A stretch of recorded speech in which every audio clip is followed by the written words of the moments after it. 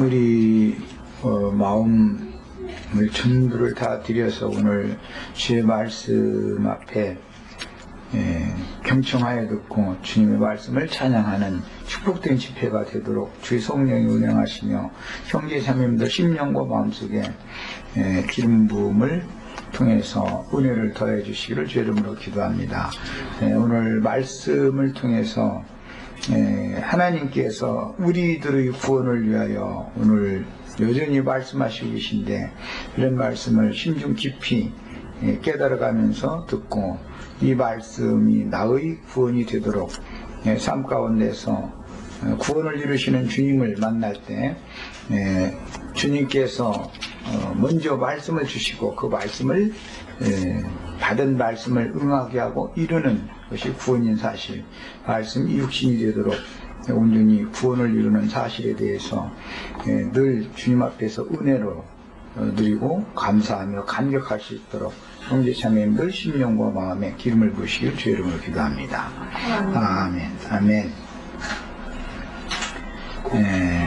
자, 이번에는 여호수아서 18장 1절부터 7절까지 성경을 읽고 말씀을 같이 나누도록 하겠습니다. 여호수아서 18장은 장절이 상당히 길지만 간략하게 해서 말씀을 마칠까 합니다. 자, 읽습니다. 이스라엘 자손의 온 회중이 실로에 모여서 거기에 회막을 세웠으며 그 땅은 그들 앞에서 돌아와 정복되었더라. 그러나 이스라엘 자손 중에 그 기업의 분배를 받지 못한 자가 아직도 7지파라. 여호수아가 이스라엘 자손에게 이르되 너희가 너희 조상의 하나님 여호와께서 너희에게 주신 땅을 점령하러 가기를 어느 때까지 지체하겠느냐. 너희는 각 지파에 3사람씩 선정하라.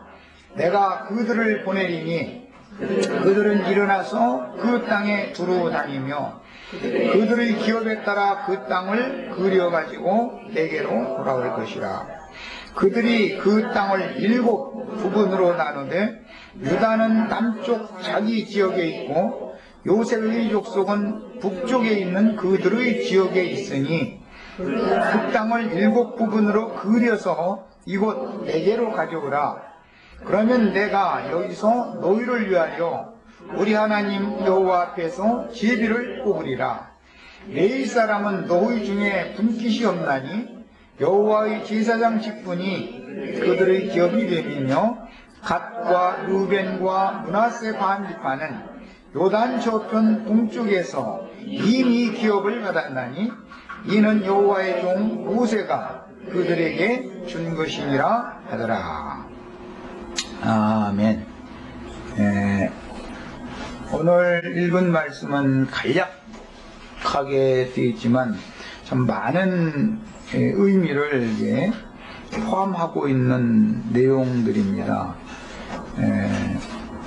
우선 이 말씀의 그 전체적인 윤곽, 그 맥락은 일단 여호수아가 이제 가나안 땅에 광야에서 자란 20세 이상의 청년 이상들의 아브라함의 자손들을 이끌고 가나안 땅에 들어가서 처음에 길갈에 이제 본진을 두고 정복 전쟁을 7년 동안 수행을 한 다음에 지금 이제 여호수아는 나이가 많이 먹어서 이제 죽음을 앞두고 유언으로 이게 남기는 말입니다.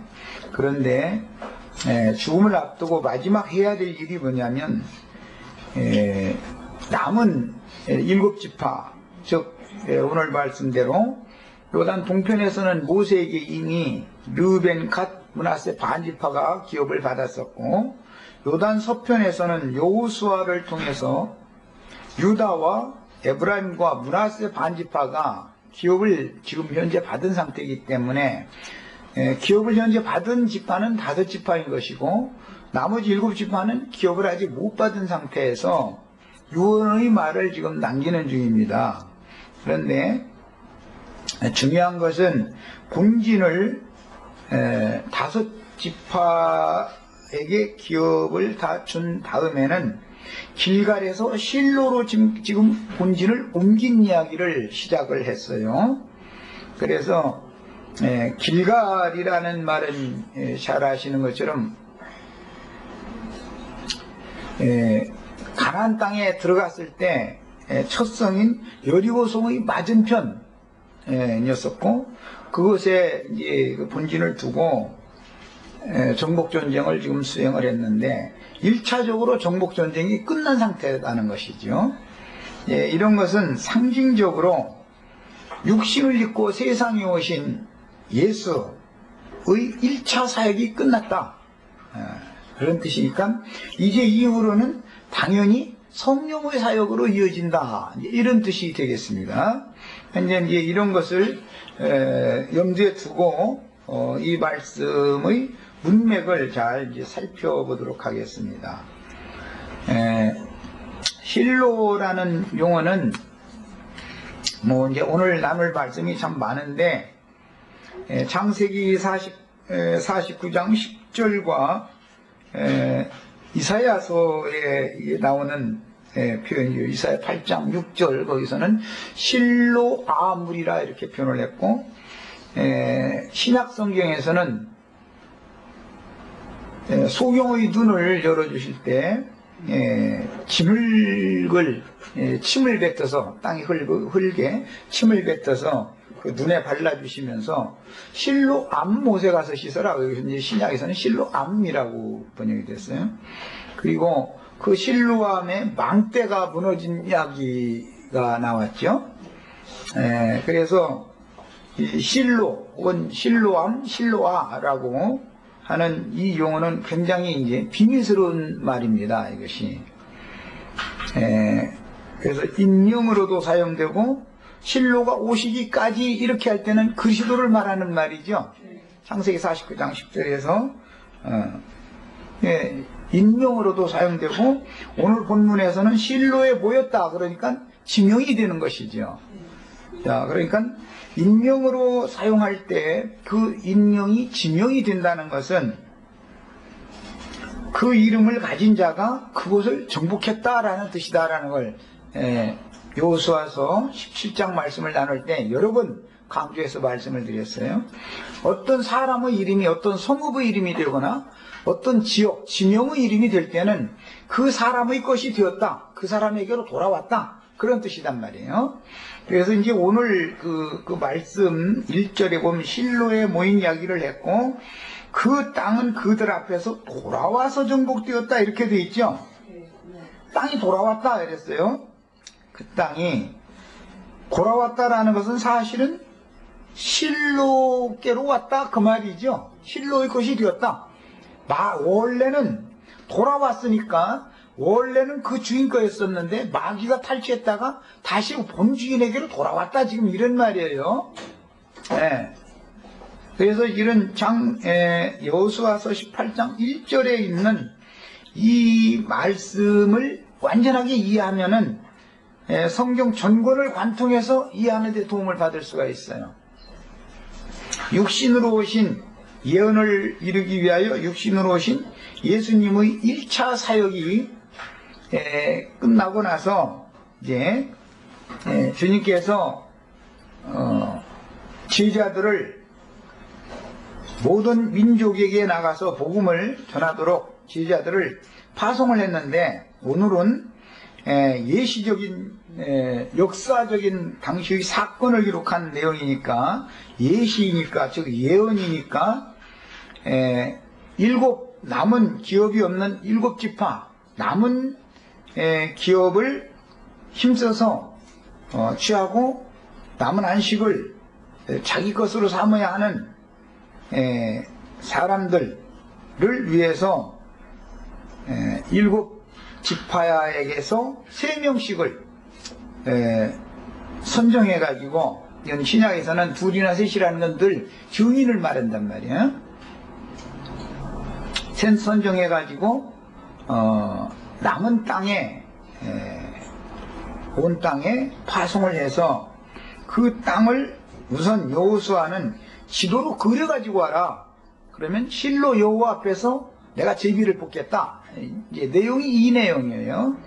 예, 이것은 성령께서 구속을 이루신 인자 예수가 성령이 되셔서 아버지 영광을 가지고 제자들에게 임하신 다음에 제자들을 이방 땅끝까지 이방인 세계에도 파송해서 그들이 가는 곳마다 그들이 땅이 되게 해주고 정복하고 그 땅을 다스리는 그런 권위를 위임해서 맡겨가지고 보내시는 것에 대한 상징이다. 그러니까 5지파가 기업을 미리 받은 것은 모세를 통해서 율법 제도권 안에서 요한의 때까지 2지파 반이 기업을 미리 받았고, 그 다음에 육신으로 오신 예수가 유대인 또는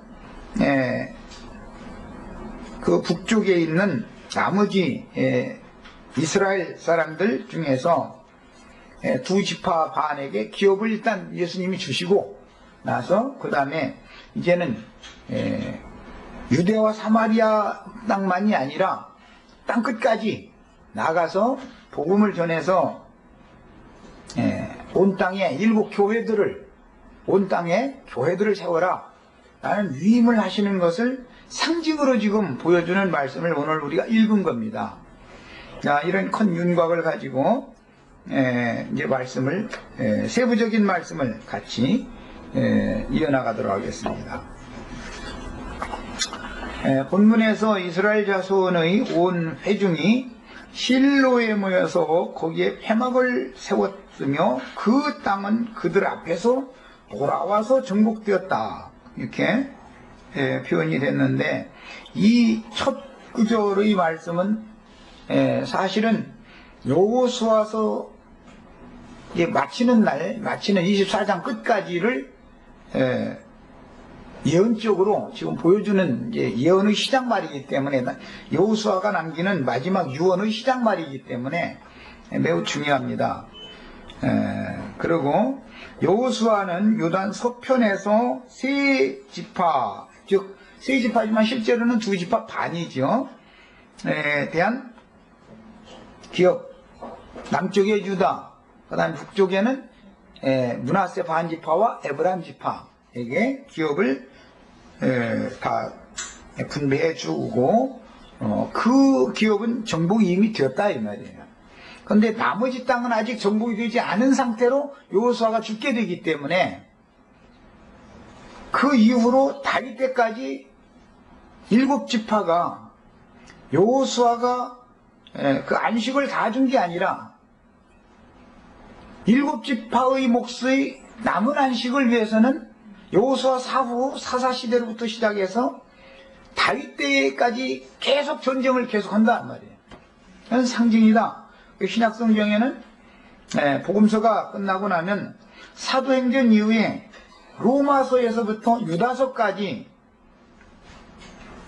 사도들이 나가서 전쟁을 해서 각지에 교회들을 세우는 것을 상징적으로 보여주는 것이다.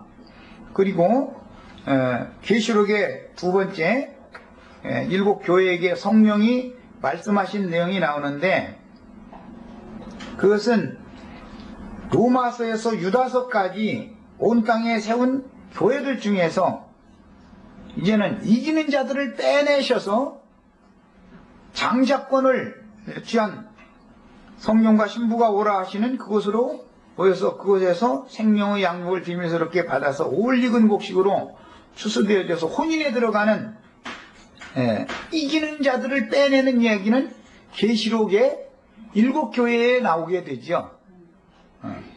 사도행전 이후에 사도들이 온 땅에 파송을 받아서 나가서 복음을 전해서 온 땅에 교회를 세우는 이야기는 로마서에서부터 유다서까지 1차 서신이라고 그래요. 그건 성령이 교회들에게 보내는 말씀들이었었죠.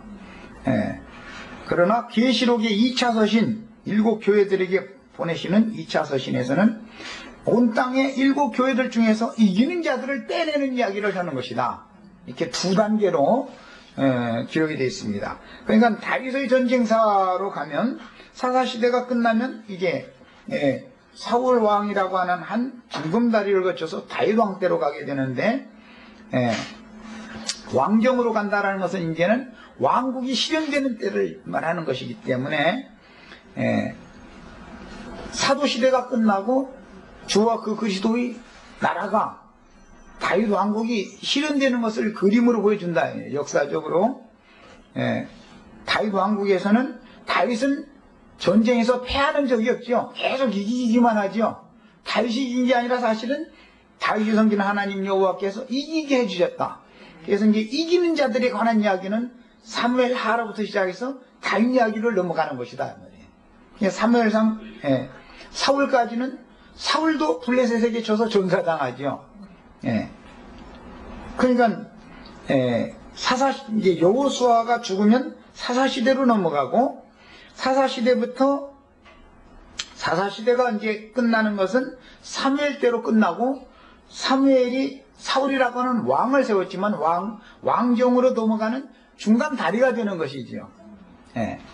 사울 왕이라는 사람은 이런 성경의 그 내용을, 역사적인 내용을 우선 영적 적용을 어떻게 하는지를 우선 잘 마음속에 담아두시고 오늘 말씀을 같이 나눕니다. 그래서 요단 서편에서 두 지파 반에 대한 기업을 분배를 일단 마친 후에 이스라엘의 모든 회중을 실로에 모이게 한 다음 실로에 회막을 세웠다 그랬습니다. 이것은 길갈에 있던 본진이 실로로 옮겨졌다. 이 말은 이제 신약의 용어로 말하자면 예수님이 그날에 예루살렘 성전에서 나가시고 이제는 유대인의 때는 끝난 거죠. 길갈진이 더 이상은 길갈에 계신 여호와가 역사되는 때가 아니고 이제는 실로에 계신 여호와가 이제는 역사하는 때다 이 말이에요. 일하시는 때다. 때가 왔다 이 말이에요. 시대의 전환을 말하는 거예요. 그러니까 말하자면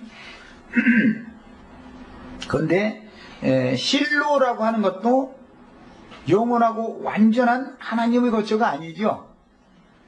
최후로 다윗을 통해서 예루살렘 성에 들어가야 되는 것이지요. 여호와의 교회는 실로에 있던 여호와의 교회는 블레셋에 의해서 엘리 제사장의 아들들 때 뺏기게 되죠. 그 교회가 다윗을 통해서 예루살렘이 정복되어지고 솔로몬의 손으로 지은 예루살렘 성전의 내소 지성소에 안치돼야 그때가 드디어 여호와가 안식한다 이 말이에요. 그때가 이제 이 실로라는 말은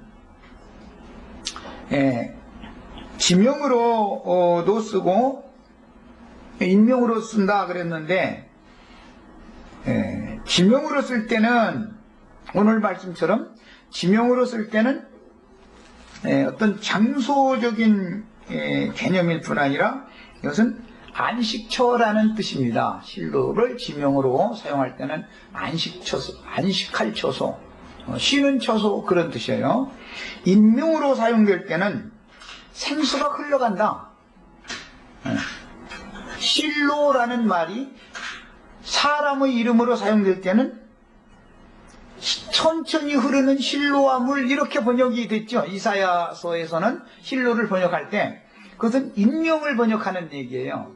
지명으로 사용할 때는 안식처다 얘기예요. 안식처. 이런 의미를 살펴보겠습니다. 그래서 이제부터는 이스라엘의 본진이 길갈에서 실로로 옮겨지고 정치와 군사, 종교와 사회의 재반 문제가 실로의 성막에서 논의되고 결정되게 되므로 실로는 사사시대의 말기인 엘리 제사장 때 블레셋의 공격을 받고 파괴될 때까지 이스라엘의 중심이 되게 되죠. 예수님이 오시어서 복음을 전하시고 예수를 죽인 다음에 예수님의 예언에 따라서 예루살렘 성전이 돌 위에 돌이 하나도 촌노해지지 않고 다 무너뜨려지게 되면 유대인의 집인 도라도의 집이 무너지리라 했던 그 유대인의 집인 팔레스타인 땅의 예루살렘 성전의 때는 끝나는 거죠. 길가의 때는 끝나는 걸 상징이다 이 말이에요. 그리고 이제 교회 시대로 가는 거예요. 성전이 주님이 몸된 교회가 되는 새 시대가 오는 거예요. 이제 그런데 사사시대로 넘어가서 사울 때까지 교회는 타락의 길을 번성도 하지만 생육하고 번성하는 것도 하지만 뒤따라서 타락도 하게 된다 이거예요. 교회는. 그러니까 하나님의 간증인 그리스도의 촛대가 옮겨지게 되죠. 어디로 이제 역사에서는 블레셋에게로 옮겨진 걸로 블레셋의 5 방백들에게로 옮겨진 것으로 상징이 됐는데 이것은 기독교계 안으로 그리스도의 간증이 하나님의 간증이 옮겨졌다가 타락한 세상교회가 된다 이 말이죠. 그랬다가 그 타락한 세상교계에서 이기는 자들을 빼내는 새로운 어떤 역사가 일어나는 것은 다윗 왕국을 실현하는 것이다 이 말이에요. 그래서 계시록의 7 교회들 중에서 이기는 자들을 빼내가지고 계시록의 완성인 22장 17절에는 성령과 신부가 오라 하는 것으로, 그것에 오라고 하는 목적은 뭐냐? 값없이 생명수를 받아 마시라고 오라 하는 거예요. 그래 그 생명수가 임명으로 사용될 때는 실로가 천천히 지명으로 사용할 때는 천천히 흐르는 실로와 물로 상징이 된다. 생수의 원천이 그리스도죠. 그리스도가 흐르는 물로 상징이 되어지고, 임명으로 사용하실 때는 안식처라는 뜻이다. 안식처. 그러니까 성령과 신부가 오라 하는 그곳으로 가야 안식처인, 영원한 안식처인 극락의 하나님, 그분의 신부가 되는 거룩한 성 새 예루살렘으로 들어가는 그 중간 다리가 어디냐? 실로라는 곳이다. 실로는 주님의 성령께서 세운 교회를 상징한다 말이에요. 형제님, 요 실로에 대해서요, 지명으로는 안식처가 되고 일명으로는 생수가 올라간다고 처음에 말씀하셨는데, 네?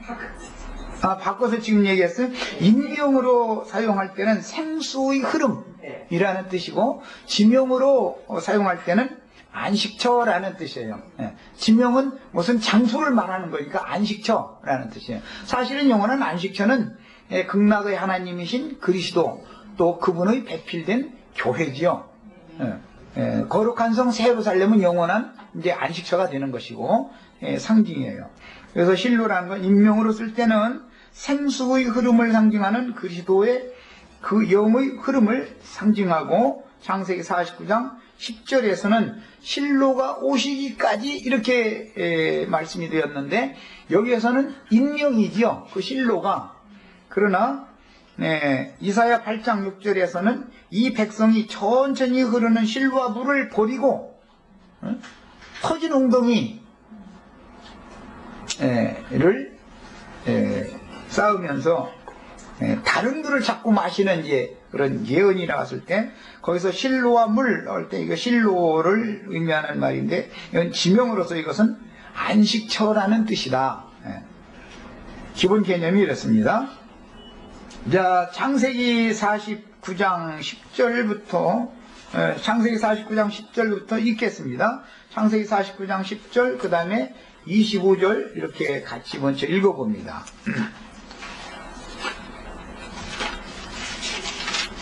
창세기 49장 10절입니다. 이것은 야곱의 축복 예언에 나오는 말이죠. 유다에 대한 축복 이야기 속에 나오는 말이에요.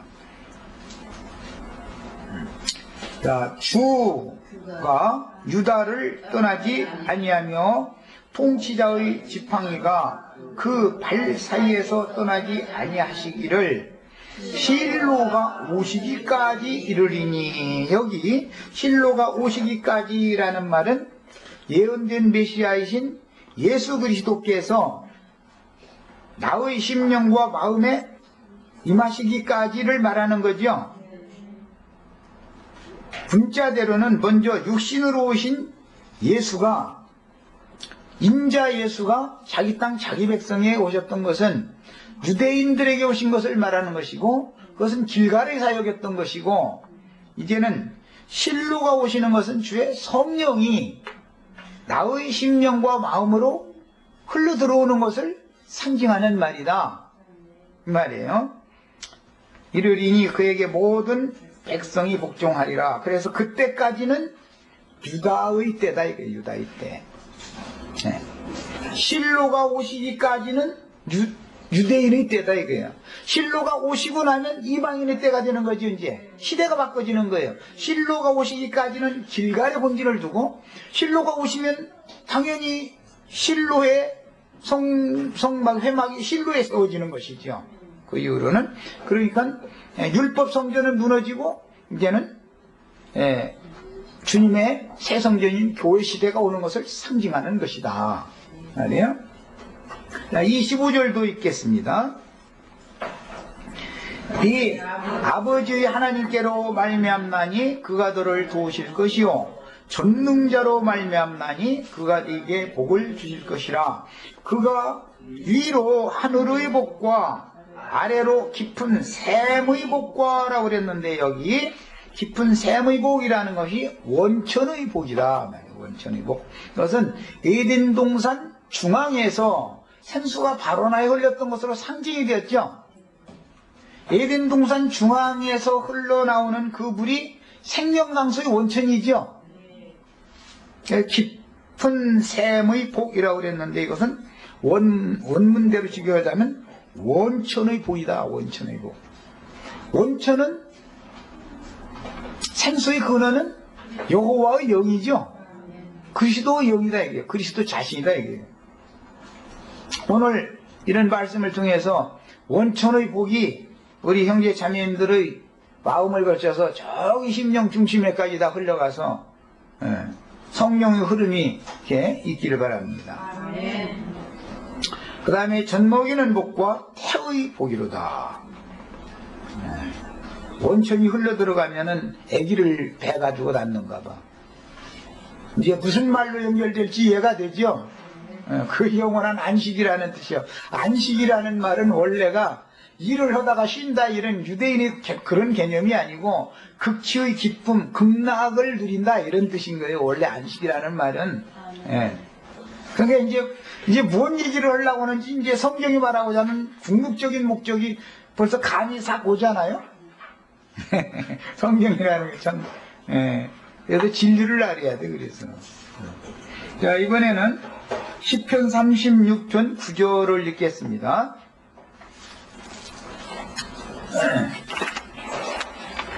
세상 만사가 다 자기 사랑하는 직접 찾아가는 얘기가 세상 만사예요.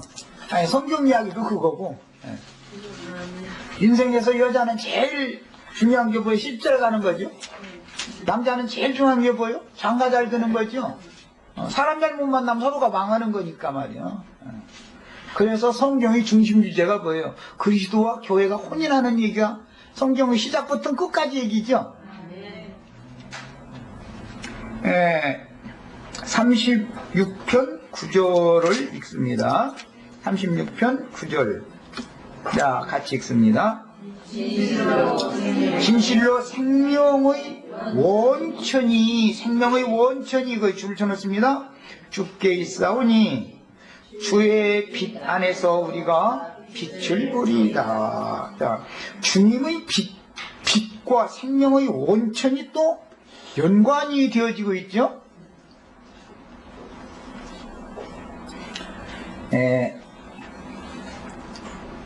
이번에는 이사야 35장, 이사야 8장 6절을 우선 읽고 35장으로 가겠습니다. 이사야 8장 6절. 지금 여호수아가 죽음을 앞두고 길갈의 본진을 실로로 옮기는 이야기를 지금 우리가 지금 말씀을 상고해 나가고 있는 중이에요. 이사야 8장 6절 잘 아시는 말씀이 거기 이사야 8장 6절에 나오죠. 자, 읽어봅니다. 이 백성이 천천히 흐르는 실로아 물을 버리고 르신과 르말리아의 아들을 기뻐하느니라 그랬어요. 여기 천천히 흐르는 실로아 물, 이것은 에덴 동산 중앙에서 발원하여 생수가 흐를 때 처음은 천천히 물이 흘렀죠. 생수니까. 그러나 유브라데 강으로 가면 그게 급한 경류가 돼버리죠. 그러니까 천천히 흐르는 실로아 물이라고 하는 것은 생수의 원천이신 여호와의 말씀, 여호와의 영을 버렸다. 여호와 하나님의 신을 버렸다. 그 말이에요. 그래서 그러므로 주 내가 흉용하고 창이란 큰 하수 곧 아스루 왕과 그의 모든 위력으로 그들을 덮을 것이다. 이런 식으로 표현을 해놨어요. 이것은 아스루 왕, 그때 당시 이것은 상징적인 표현으로서 아스루 왕의 군대가 이스라엘을 메뚜기 떼가 덮듯이 이렇게 덮는 것을 표상적으로 한 말이지만, 이것은 이 세상 신, 악한 신, 마귀의 영이 하나님의 구속받은 백성들의 거처인 팔레스타인 땅을 다 덮게 만든다, 휩쓸고 지나가게 만든다, 그 말이에요. 자, 이것이 지금 현재 마귀의 입에서 나오는 죽이는 동물이 온 교회를 지금 다 휩쓸고 지나가고 있는 중이죠. 이것이 바로 심판이란 말이에요. 사실은 천천히 흐르는 물인 실로아 물을 버리고 르신과 르말리아의 아들들을, 즉 이스라엘 왕들을 오히려 더 기뻐하고 아시리아의 큰 군주들을 기뻐했다, 이제 이런 말인데, 이것은 여호와를 버리고 사람을 의지했다, 이 말이에요. 실제로는. 그래서 오늘날 기독교계가 이렇게 급속하게 타락하고 썩는 원인은 뭐예요? 주의 말씀을 버리고 주의 영은 버리고 자꾸 사람을 자꾸 따르는 것이죠. 그러다 보니까 이렇게 급속하게 더럽고 혼탁한 물이 기독교계의 모든 영혼들을 지금 다 휩쓸어가고 있는 거예요. 이것이 심판입니다. 자, 그 다음에 이번에는 예레미야서 2장 13절을 읽겠습니다.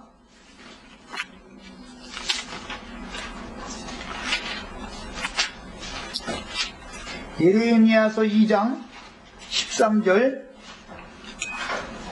내 백성이 두 가지 악을 행하였나니 곧 그들이 생수의 근원이 되는, 이게 원천이죠.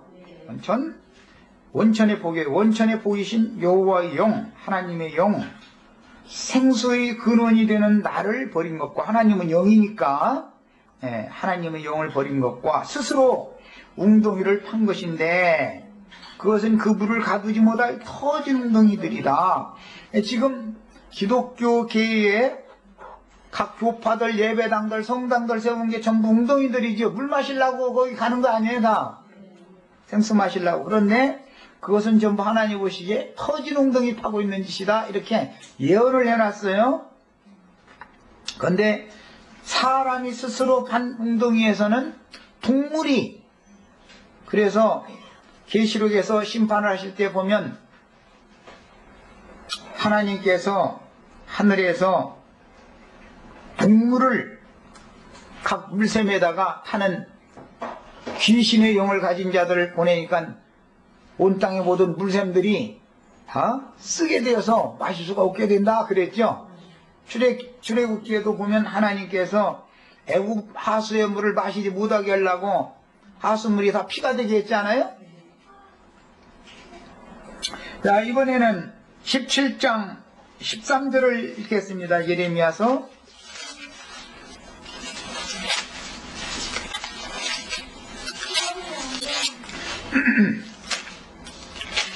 17장 13절 이스라엘의 소망이신 여호와여, 무릇 주를 버리는 자는 다 수치를 당할 것이라. 주를 버린다는 것은 여호와의 말씀, 여호와의 영을, 하나님의 신을 버리는 거예요. 수치를 당할 것이라. 무릇 여호와를 떠나는 자는 흙에 기록되오리니, 이는 자, 돌판에다가 기록돼야 돼요? 흙에다가 기록돼야 돼요? 이제 저 본인들이 대답했으니까 난 이것은 설명 안 할게요. 여호와를 떠나는 자는 흙에 기록되고 여호와께로 돌아오는 자는 다 새들판에 기록되죠. 형제 자매님들 이름이 다 새들판에 기록되시기 바래요. 괜히 흙에다 기록됐다가는 뱀이 와서 다 삼켜버려. 예. 뱀도 먹잖아요, 뱀도. 이는 생수의 근원이신 여호와를 버림이니라 그랬어요. 예. 스가랴 14장 8절을 읽겠습니다. 스가랴 14장 8절.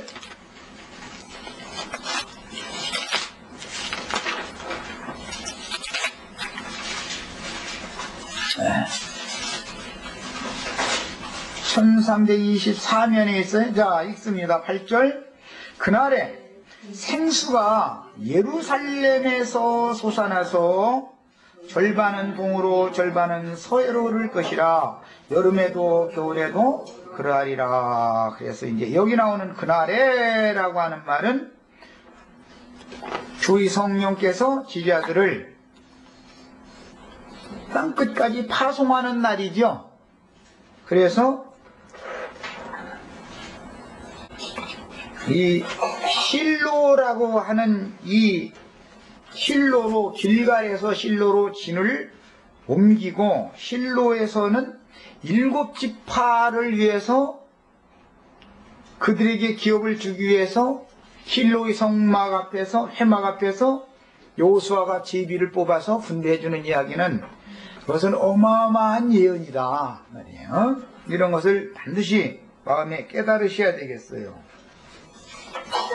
창세기에서는 동산 중앙에서 발원하여 동산을 적시고 땅의 사방으로 흘러가는 생수의 원천이신 예수 그리스도의 마음 중심인 예수의 영에서 나와 듣는 이들의 영과 마음에 흘러들어서 저주받은 땅을 소송시키는 성령의 흐름을 예시적으로 기록하고 있습니다. 선지서에서는 실로아의 흐름으로 계시했으며, 성전의 지성소에서 발원하여, 지금 에스겔서는 안 읽었는데 그건 다 아는 내용이기 때문에 안 읽은 거예요.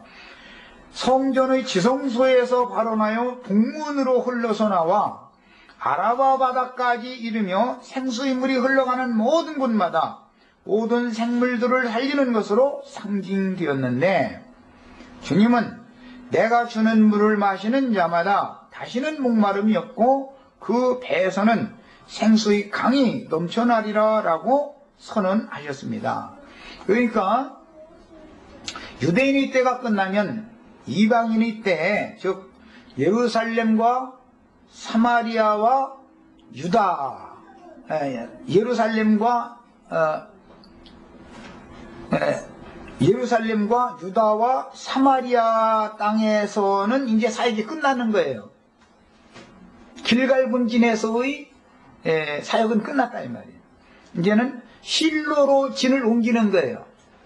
실로를 인명으로 사용할 때 창세기 49장 10절에서는 실로가 오시기까지라고 그 인명으로 사용할 때는 뜻이 뭐라고 그랬어요? 생수의 흐름이라는 뜻이다. 생수의 흐름, 실로가 오시기까지. 즉 생수가 흘러서 나의 심령과 마음에 오시기까지를 예언한 거죠.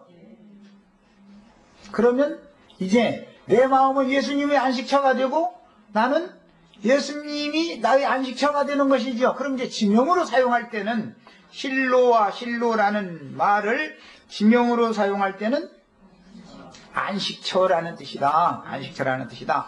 안식이라는 말은 극치의 기쁨, 환희, 만족한다 이런 뜻인 거예요. 그냥 이러는 사람이 게을름 피고, 오늘 참 마침 이제 안식일이네. 이제 세상적으로 말하자면. 공휴일이 안식일이잖아요. 쉬는 날. 그런 개념만이 아니다. 그런 뜻이 없다라는 게 아니라, 쉬어도 고통받아가면서 쉬면 안 되지요? 쉬어도 저 감옥 독방에다 갖다 놓고 쉬게 만들어주면 그것이 안식은 아니잖아요. 일만 안 된다 해서 쉬는 게 아니죠. 영혼에 쉼이 있어야 되는 것이죠. 영혼에 기쁨이 있어야 되는 거예요. 이런 개념이라는 거예요. 자, 그 다음에 하나님의 아들의 혼인이라는 성경의 중심 주제는 아까 생수가 흘러 들어가면은 진리의 빛이 임한다고 예언이 돼 있었죠.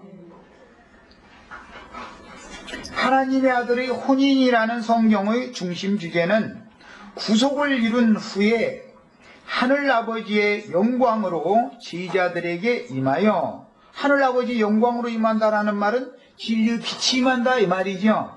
빛 속에는 생명력이 있죠.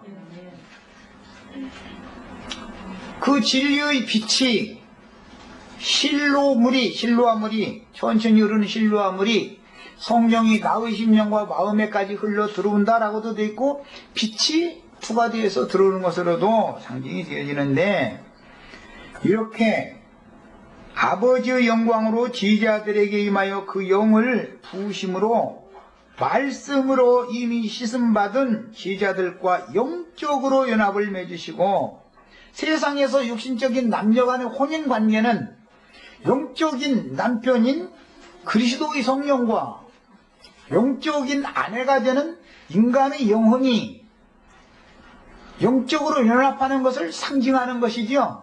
세상사의 혼인이라는 것은 이제 표상인 거예요. 그래서 영적 연합을 맺으시고, 영적 연합을 맺으시면 남녀가 혼인을 하면은 반드시 기름 부음이 있게 마련이죠. 남편에게서는 기름이 흘러나와서 아내에게 흘러 들어가게 되어 있잖아요. 그러면 기분이 나빠요? 좋아요? 강간당하는 상태 같으면 기분이 나쁘겠지만, 정상적인 혼인관계 같으면은 극치의 기쁨과 환희가 오고 이제 안식, 만족이 그때 오는 거죠. 상징이죠. 영적인 혼인을 성경에서 중심주제로 삼고 있는데, 어린 양과 그 신부가 혼인하는 것을 창세기에서부터 계시록까지 쭉 지금 하고 있는데, 예시하고 있는데, 이것은 역사상에서는 젖과 꿀이 흐르는 가나안 땅을 정복하고 그 땅을 유업으로, 기업으로 취하는 것으로서 예시가 된다 말이에요. 이것은 혼인에 대한 비유였다 이 말이에요. 혼인에 대한 비유였어요. 땅을 정복한다 그러지만, 좀 이것은 좀 그런 얘기지만, 세상에서 그 청년들이 어떤 처녀를 이제 정복을 하는 거죠. 말하자면 땅을 정복하는 이야기죠. 남자가 네 발로 밟는 땅은 네 땅이 되게 해준다라는 말은 그런 뜻이다 이거에서 영적 적용으로는 전도자들이 나가서 복음을 전하는 곳마다 그 땅이 되게 해주는 것을 상징하는 말이잖아요. 그래서 이것은 영적인 실제로 표현을 할 때는 혼인관계를 상징하는 것이다 이 말이에요. 땅을 정복한다라는 말은, 그리고 땅을 다스린다라고 하는 말은 뒤에 정복할 때야 힘으로 하지만 다스릴 때는, 다스린다라는 용어가 이제 공급한다, 돌본다, 경작한다 그런 뜻이단 말이에요. 자, 그래서 하나님의 아들의 혼인이라는 성경의 중심 주제는 구속을 이룬 후에 인자로 오셔서 구속을 이루시지요. 인자 예수로 오셔서 구속을 이루는 거잖아요. 그것은 장가 드시는 과정이지요. 육신적으로는 막달라 마리아와 혼인을 하시지 않았죠. 아주 서로가 제일 사랑하는 관계였어요. 그게 육신적으로는. 그러나 육신적인 청년과 육신적인 막달라 마리아가 혼인을 한 건 아니잖아요. 성령이 되신 다음에 혼인을 하러 이제 오시려고 약혼만 하신 것이지요. 말하자면. 벌써 시간이, 이거 자, 시간이 이렇게 빨리 가버리니 잠시 쉬었다 더 하겠습니다.